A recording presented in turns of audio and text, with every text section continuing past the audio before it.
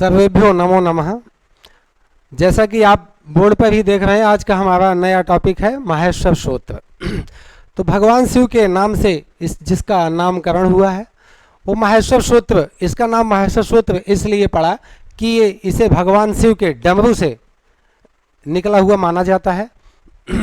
तो हमारे संस्कृत साहित्यकारों ने भी इसके बारे में लिखा है कि नृत्यावसाने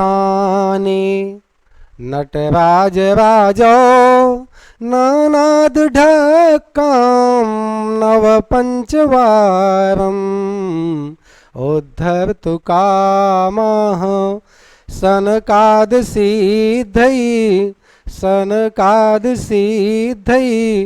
एतद् विमर्शे शिव सूत्र जालम।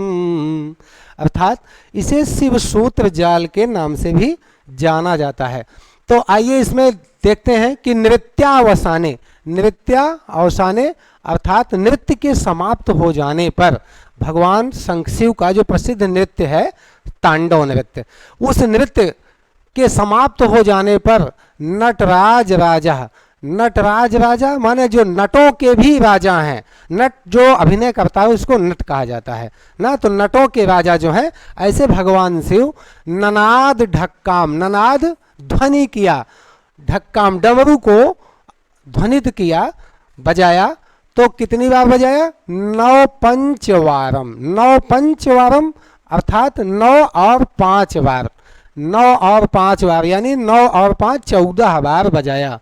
तो उससे जो है जो भी ध्वनियां प्रस्फुटित हुई उसको महर्षि पाणिनि ने लिपिबद्ध करके उसको नया नाम क्या दिया? शिव सूत्र जाल के नाम से अभिहित किया। इस दुरूह ध्वनियों को 14 जो ध्वनियां निकली अलग अलग दिशाओं से डमरू के बजाने से, तो महर्षि पाणिनि ने इन 14 ध्वनियों को लिपिबद्ध करके माहेश्वर सूत्र नाम की संज्ञा से अभिहित कर दिया। इस माहेश्वर सूत्र को शिव सूत्र जाल, और जैसे ये माहेश्वर सूत्र है, इसका और क्या नाम है? इसे हम शिव सूत्र जाल के नाम से भी जानते हैं, शिव सूत्र जाल। इसका एक नाम और भी है जिसे प्रत्याहार सूत्र भी कहा जाता है, क्योंकि इसी माहेश्वर सूत्र से प्रत्याहारों का भी निर्माण होता है। इसलिए माहेश्वर सूत्र को अन्य किन नामों से जाना जाता है? शिव सूत्र जाल, इसे शिव सूत्र जाल के नाम से भी जाना जाता है और प्रत्याहार सूत्र के नाम से भी जाना जाता है। तो आइए देखते हैं कि माहेश्वर सूत्र जो भगवान शिव के डमरू से निकले, जो वो नाद हुआ, डमरू के बजाने से जो नाद उत्पन्न हुआ, ध्वनि प्रस्फुटित हुई, तो वो क्या है जिसको आचार्य पाणिनि ने श्रवण करके अपने लेखनी में बद्ध कर दिया। वो पहला निकला क्या? अय्युण। इस माहेश्वर सूत्र को पढ़ने के लिए हम आपको पहले सरल ढंग से बताने का प्रयास करेंगे।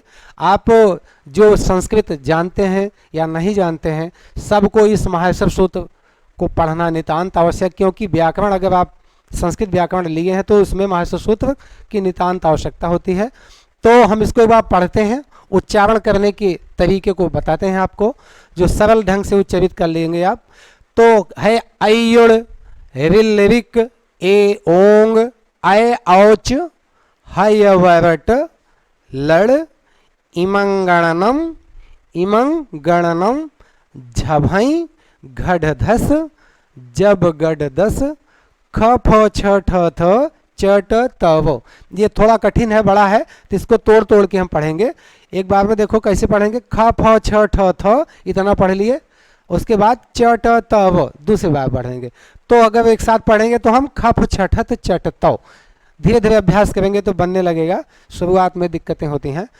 और 12वां क्रम पे आता है कपय और सर हल। अगर कोई लय में पढ़ता है, जैसे इस थोड़ी गति में पढ़ता है, तो कैसे पढ़ेगा कि अय्युण रिलरिक एओंग अयौच हैवरट लड़ यमंगणनम झभई घड़धस जब गड़दस खप चटत चटतौ कपय सर हल इति महेश्वराण सूत्राण आदि संज्ञा अर्थानी बहुत तरीके से आगे लघु सिद्धांत कौमुदी और अन्य व्याकरणों में दिया गया है। तो हमको चूंकि टेट के सिलेबस के हिसाब से आपको पढ़ाना है और बृहद नहीं जाना है, जैसे नेट या टीजीटी पीजीटी के लिए नहीं बनाया गया है अभी। आपको यूपी टेट सुपर टेट में जितना कोर्स है उसी के अकॉर्डिंग हम आपको बताने का प्रयास करेंगे। तो एक बार फिर से देखते हैं, एक एक को क्रम से पढ़ेंगे। आ ई उड़ मिलके क्या बन गया? अयुण, अयुण। और दूसरा क्या है? रिलरिक, रिलरिक, रिलरिक। तीसरा क्या है? एओंग। जब डमरू तीसरी बार घुमाया, अलग अलग ध्वनियों में अलग अलग दिशाओं में ध्वनि किया तो निकला, चौथे में क्या निकला? अय औच, अय औच, अय औच। है वरट। छठा है लड़, लड़। इमंगणनम सातवें क्रम में, इमंगणनम। फिर झभई, नौवें क्रम में है घढ़धस। फिर 10वें क्रम में है जब गढ़दस। 11वां है ख फ छ ठ थ चट तव, खफ छठत चट। 12वां है कपय स सर। 13वां और अंतिम है हल। तो इस तरीके से आप जब बार बार अभ्यास करेंगे, क्योंकि कहा भी गया अभ्यासेन ही विद्यम वर्धते, अनभ्यासेन विषम विद्या, अजीर्णम भोजनम विषम। अर्थात बिना अभ्यास के विद्या विष के समान हो जाती है। इसलिए अगर आपको संधि प्रत्याहार, चूंकि माहेश्वर सूत्र अगर आप नहीं याद किए रहेंगे तो प्रत्याहार या संधि समझने में दिक्कतें उत्पन्न होगी, इसलिए आपको इसे कंठस्थ कर लेना है। तो आप एक बार, हमको ऐसा विश्वास है कि आप अभ्यास के द्वारा धीरे धीरे सीख लेंगे। सतत अभ्यास 1 दिन 2 दिन करेंगे तो अभ्यास में आ जाएगा और याद हो जाएगा। जब याद हो जाता है, क्योंकि ये व्याकरण में प्रथम पड़ाव है, आप इसको याद कर लिए तो समझो आधा से ज़्यादा आपको संधि या समास इत्यादि आ जाएगा। एक बार हम आपको स्पीड से पढ़ के दिखाते हैं। जैसे अगर आपके अंदर फ्लो जब आ जाएगा पढ़ने के, तो कैसे पढ़ेंगे कि अयोण रेलविक एयोंग अयो छह लड़ी मंगणनम झवई गणदस जब गणदस खप चढ़त चढ़तो कपय सत सरहल। इस तरीके से भी पढ़ सकते हैं आप धीरे धीरे अभ्यास से। एक बार पुनः आप इस स्पीड को देख लो कैसे गति से पढ़ा जाता है कि अयोण रेलविक एयोंग अयो छह लड़ी मंगणनम झवई गणदस जब गणदस खप चढ़त चढ़तो कपय सस सरल हल, हल ना सस सर हल। इस तरीके से आप पहले तो इतनी स्पीड आपको नहीं आएगी, शुरू में आपको धीरे धीरे ही पढ़ना होगा, आ जाएगा। बनाते बनाते ही कोई चीज़ बन जाता है ना।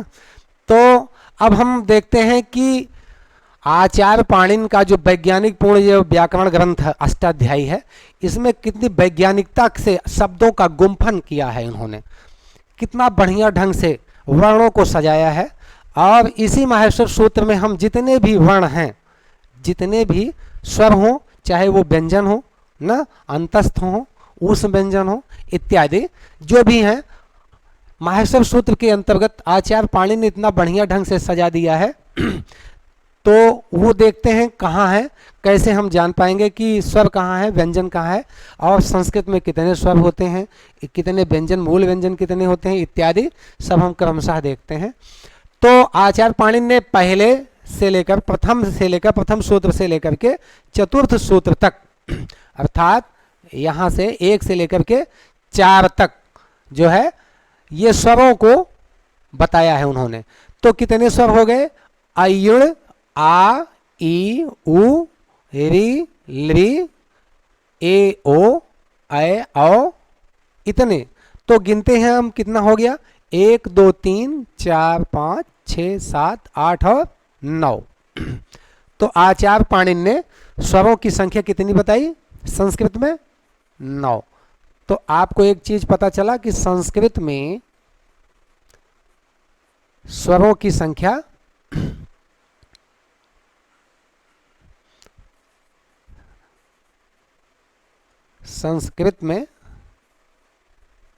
स्वरों की संख्या 9 होती है। स्वरों की संख्या 9 है। और जिसको आचार्य पाणिनि ने माहेश्वर सूत्र के अंतर्गत प्रथम से लेकर चतुर्थ सूत्र के अंतर्गत निहित किया है, एक क्रम से ही रख दिया है। इस इन्हीं स्वरों को प्रत्याहार, जो हम आपको अगला टॉपिक हमारा प्रत्याहार होगा उसमें आपको हम बताएंगे कि अच, ये प्रत्याहार जो होता है, एक प्रत्याहार आपको मिलेगा, बताएंगे अच। तो अच क्या है? अयुण के आ से लेकर के आई औच के चा को ले लिया और एक बना दिया अच। तो इस स्वर को अच भी कहा जाता है, अर्थात स्वरों का एक नाम क्या है? अच है। आप अगर व्याकरण पढ़ रहे हैं तो धीरे धीरे आप जान जाएंगे, अगर कोई कहेगा स्वर तो स्वर कहने के बाद अगर कोई अच कह देता है तब भी आप जान जाएंगे कि ये स्वरों की ही चर्चा हो रही है इसमें ना। तो आपको पता चला कि संस्कृत में स्वरों की संख्या कुल कितनी होती है? 9 स्वर होते हैं ना।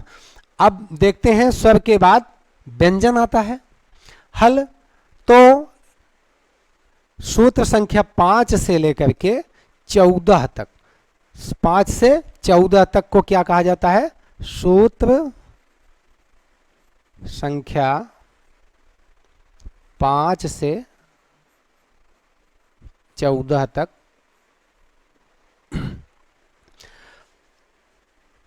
के व्यंजन को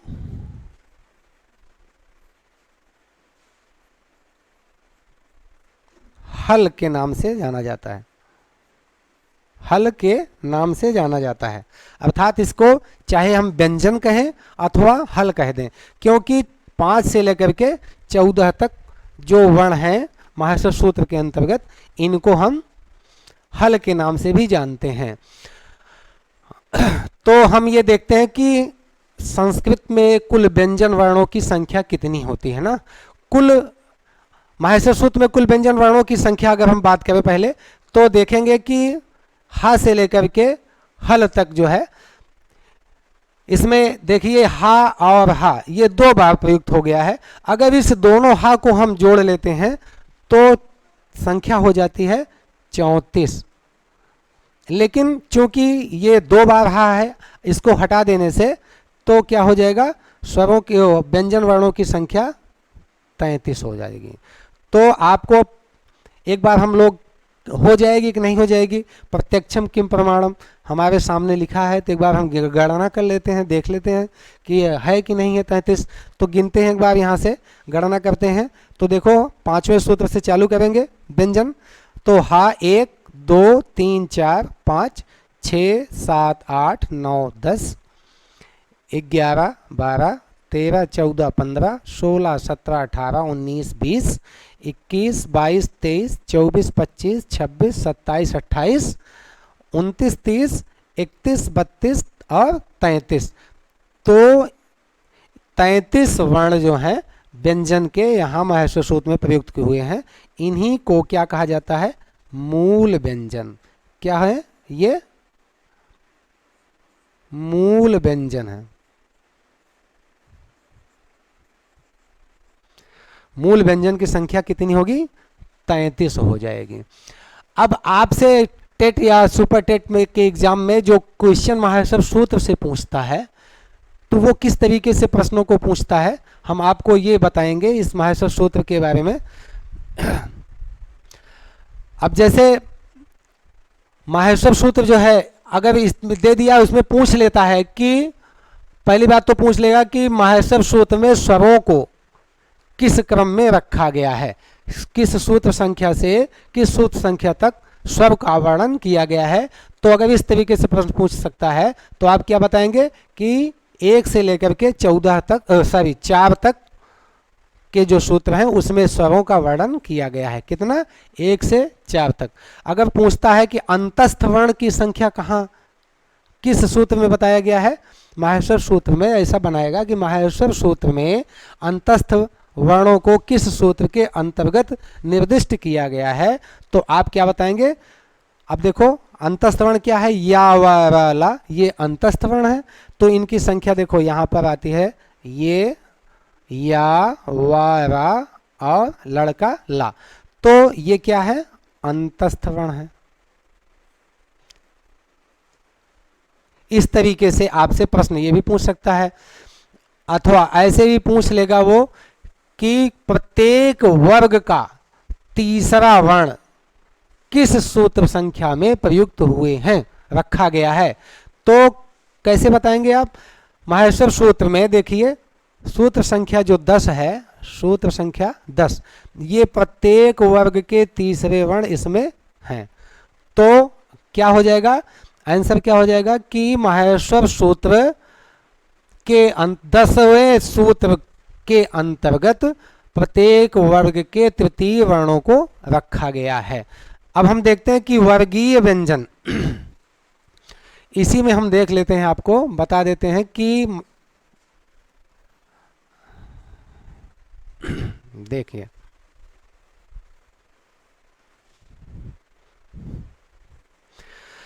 जो वर्गीय व्यंजन होता है, वर्गीय व्यंजन जिसे हम संस्कृत में उदित के नाम से जानते हैं, उदित, जिसे कु चू टू तू पू के नाम से भी जाना जाता है, जिसे हम हिंदी में जानते हैं वर्गीय व्यंजन। जैसे 5 वर्गीय व्यंजन होते हैं, जिसे का वर्ग, चा वर्ग, टा वर्ग, ता वर्ग, पा वर्ग।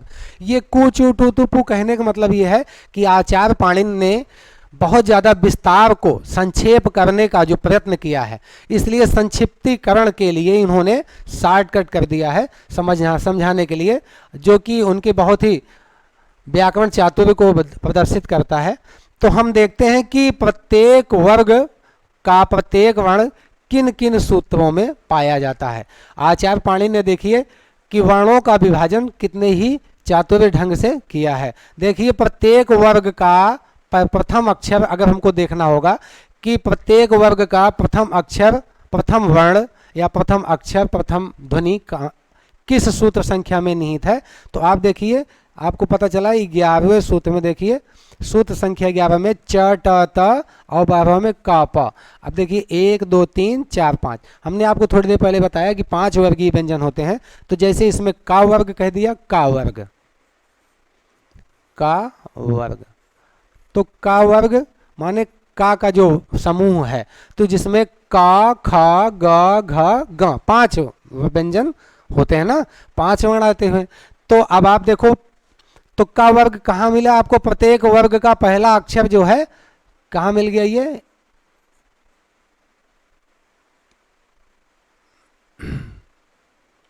ये अपने अपने वर्ग का पहला अक्षर 11 और 12 के अंतर्गत प्राप्त हुए ना। हाँ, आपको हम बता रहे थे जैसे का वर्ग कह दिया, तो का वर्ग कहने का तात्पर्य है कि इसमें का, ख, ग, घ और ग, इन 5 वर्णों का बोध होता है। इसी तरीके से जो 5 वर्गीय व्यंजन कहलाए वो चा वर्ग है। अपने अपने वर्ग के प्रथम वर्ण के नाम से ही इन वर्गीय व्यंजनों के नाम का निर्धारण किया गया है। जैसे का से स्टार्ट होता है वर्णमाला में, तो का वर्ग कह दिया, चा वर्ग कह दिया, यानी चा से स्टार्ट होगा। उसके बाद टा वर्ग है, टा वर्ग, ऐसे ही ता वर्ग और पा वर्ग। अब प्रत्येक में 5-5 है, प्रत्येक में 5-5। अब ये पांचों कहाँ मिले? कुल मिला के 5 जो वर्गीय व्यंजन है, ये इन्हें क्या क्या गया कहा गया? वर्गीय व्यंजन। तो वर्गीय व्यंजन, प्रत्येक वर्ग का प्रथम अक्षर कहाँ मिला आपको? 11 और 12 में। अब देखो इसी तरीके से प्रत्येक वर्ग का दूसरा वर्ण कहाँ मिलता है आपको?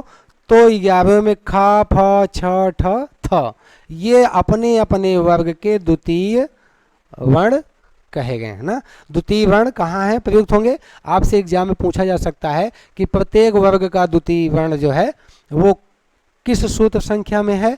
तो माहेश्वर सूत्र के 11वें सूत्र संख्या में इसका वर्णन किया गया है। अब देखते हैं प्रत्येक वर्ग का तीसरा वर्ण कहाँ है?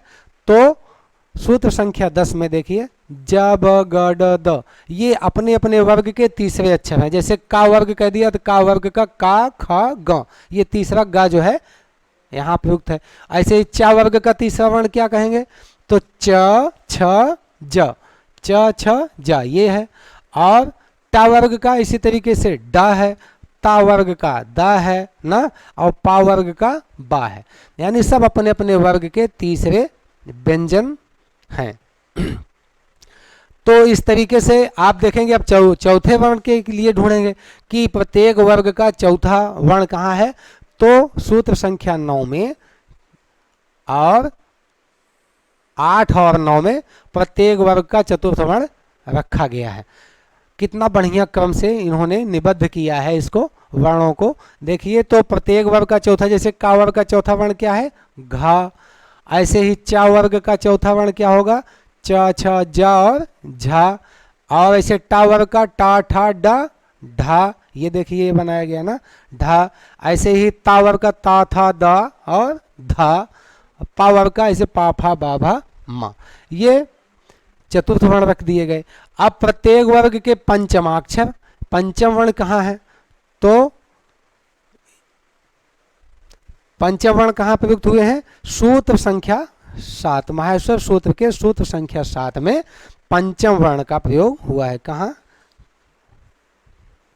पंचम वर्ण, पंचम वर्ण का प्रयोग, और ये अपने अपने वर्ग के ये तीसरे वर्ण थे, और ये अपने अपने वर्ग के चतुर्थ वर्ण है।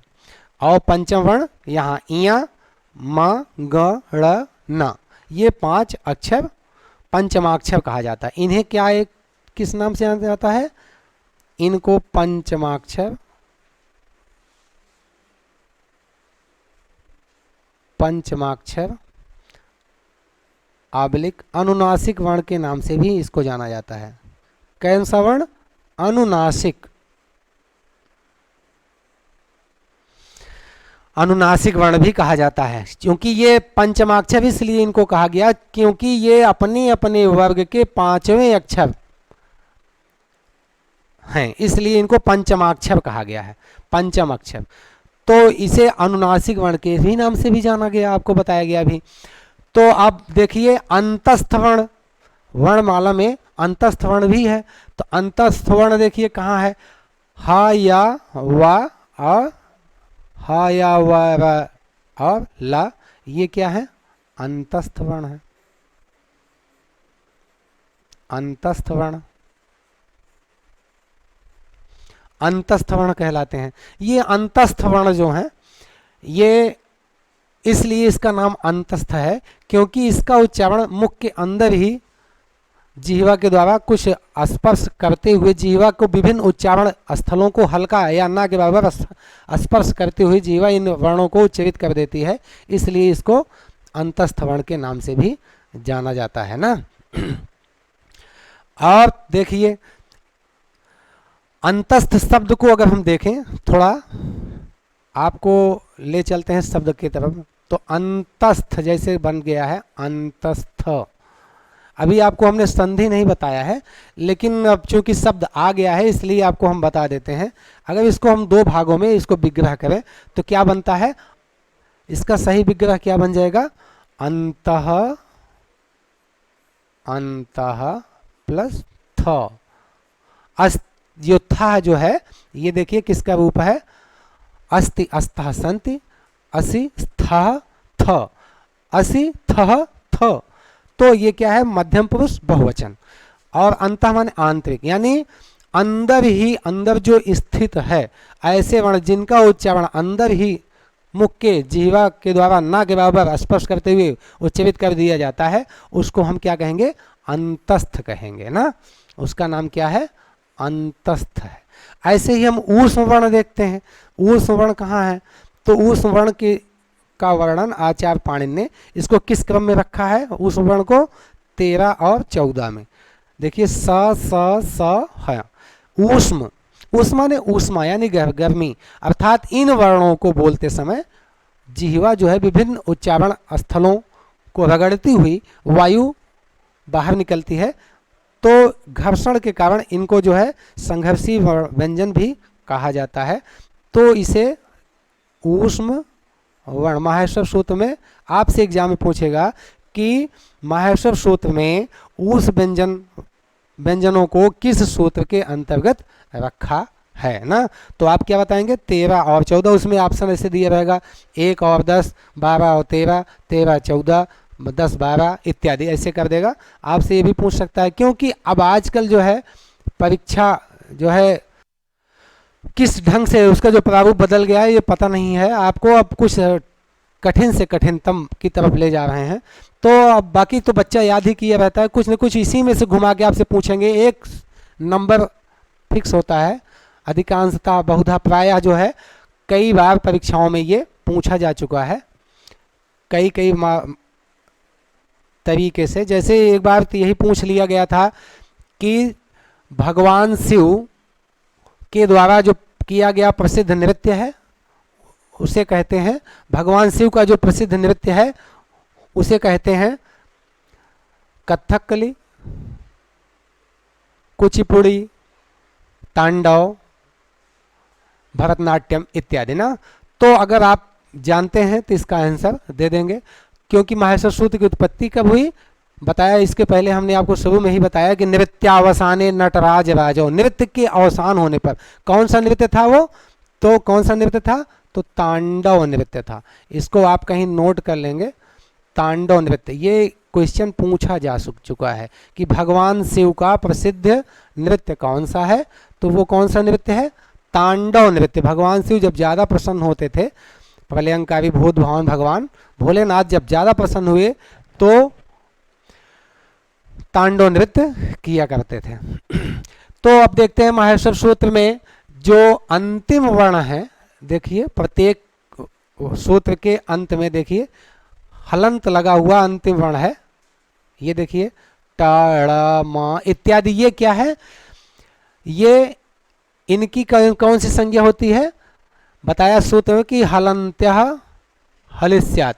तो एसाम अंत्यः इता, जो माहेश्वर सूत्र जो है इसके अंतिम वर्ण की कौन सी संज्ञा होती है, ये भी एग्जाम में पूछा जा चुका है। तो माहेश्वर सूत्र के अंतिम वर्ण, जो ये माहेश्वर सूत्र का अंतिम वर्ण है जो हलंत युक्त है, इसकी कौन सी संज्ञा होती है, इसकी इत संज्ञा होती है। कौन सी संज्ञा, ये प्रश्न पूछा जा चुका है कि माहेश्वर सूत्र के अंतिम वर्णों की कौन सी संज्ञा होती है। तो क्या आंसर पता चला आपको कि माहेश्वर सूत्र के अंतिम वर्णों की इत संज्ञा होती है। और भी प्रश्न किस तरीके से पूछ सकता है, इसको भी हम देख लेते हैं। तो माहेश्वर सूत्र के अंतर्गत ये पूछ सकता है कि हलंत युक्त वर्ण जो है कौन सा है जो 2 बार प्रयुक्त हुआ है। इस प्रश्न को और दूसरी तरीके से कैसे पूछेगा कि माहेश्वर सूत्र के अंतर्गत हलंत युक्त वर्ण की संख्या है, ये भी पूछ सकता है कितने वर्ण जो है 2 बार प्रयुक्त हुए हैं जो हलंत युक्त हैं। तो देखिए हलंत युक्त वर्ण जो है एक अयुण का अड़ा और एक छठे पे देखिए लड़ का अड़ा, अर्थात हलंत युक्त वर्ण जो है हलंत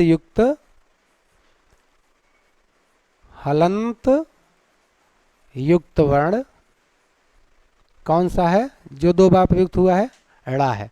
कितनी बार, 2 बार प्रयुक्त हुआ, 2 बार इसका प्रयोग किया गया है ना। इसी तरीके से पूछ सकता है कि बिना हलंत वर्ण जो है माहेश्वर सूत्र में ऐसा कौन सा वर्ण है जो बिना हलंत युक्त वर्ण जो है वो 2 बार प्रयुक्त हुआ है। तो आप क्या बताएंगे, ऐसा वर्ण जो 2 बार प्रयुक्त हुआ है जिसमें हलंत नहीं लगा हुआ है, तो वो क्या है, हा हैवरट का हा और हल का है ना।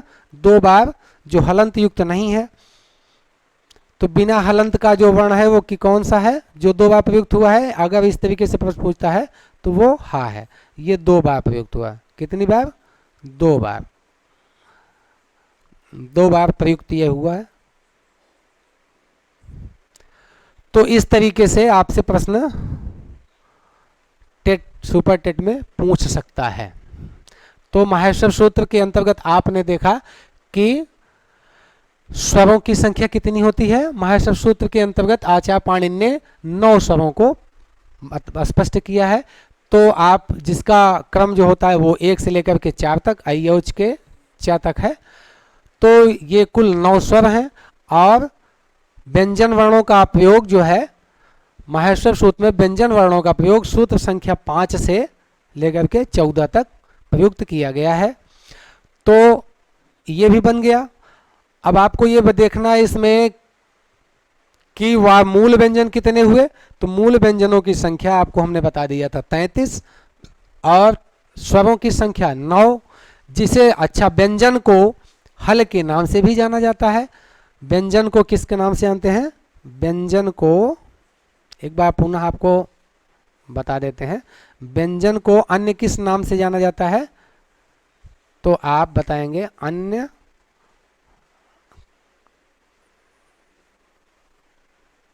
हल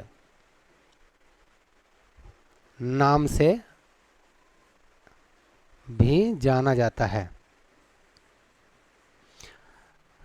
जो व्याकरण शास्त्र का मर्मज्ञ है वो हल ही कह देगा, तभी वो समझ जाएगा कि ये व्यंजन वर्णों की चर्चा हो रही है ना। इसी तरीके से अच कहो या स्वर बोलो, दोनों बात एक ही है। तो आपने देखा माहेश्वर सूत्र, जिसको किसने लिखा? आचार्य पाणिनि के द्वारा इसका प्रणयन किया गया।